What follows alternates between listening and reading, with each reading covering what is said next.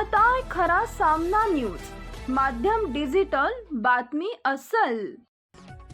केंद्रीय शिक्षण मंत्री धर्मेंद्र प्रधान यांच्या राजीनाम्यानंतर विरोधक रस्ते व वाहतूक मंत्री नितीन गडकरी यांच्या राजीनाम्याची मागणी करत आहेत। काँग्रेस प्रदेश अध्यक्ष हर्षवर्धन सपकाळ यांनी नितीन गडकरींनी तात्काळ राजीनामा द्यावा अशी मागणी केली आहे। तसेच त्यांनी पुढे सर्वसामान्यांच्या गाड्यांमध्ये इथेनॉल युक्त डिझेल आणि पेट्रोल देत असताना गाड्यांची एका बाजूला वाट लावली तर दुसरीकडे इथेनॉल निर्माण करणाऱ्या कंपनीने वारेमाप पैसा हा कमावलेला आहे असा आरोप केला।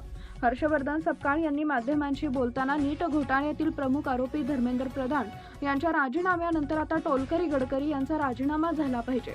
सर्वसामान्यांच्या गाड्यांमध्ये इथेनॉल युक्त डिझेल आणि पेट्रोल देत असताना गाड्यांची एका बाजूला वाट लावली तर दुसरीकडे इथेनॉल निर्माण करणाऱ्या कंपनीने वारेमाप पैसा हा कमावलाय।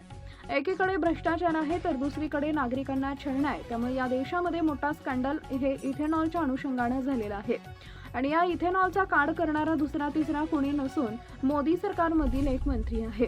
त्यामुळे मोदींनी देशातील तमाम वाहनधारकांना ज्याची वाहनं गेल्या दिवसांमध्ये अत्यंत खराब झालेली आहेत, वाहनाची मोठ्या प्रमाणात क्षती झालेली आहे, अशा सर्वांची माफी मागावी व नितीन गडकरींनी तात्काळ राजीनामा द्यावा अशी मागणी केली आहे। महाराष्ट्राचे खरे मुख्यमंत्री अमित शहा आहेत। मंत्रिमंडळामध्ये कोणाला घ्यायचं हे अमित शहा ठरवतात। महाराष्ट्रात जेव्हा धुसफूस सुरू होते तेव्हा सर्वजण दिल्ली दरबारात जातात।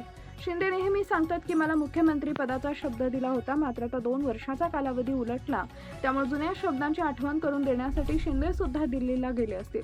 पंतप्रधान यांचं स्वप्न सुद्धा अनेकांना पडायला लागलेलं आहे, त्यात देवाभाऊ सुद्धा मागे नाहीयेत। धर्मेंद्र प्रधान यांच्या जागी कोण आणायचं यासाठी एका दगडात 2 पक्षी मारण्याचं काम अमित शहा करू शकतात, असं देखील हर्षवर्धन सपकाळ यांनी म्हटलंय। Subscribe now and press the bell icon. Never miss an update.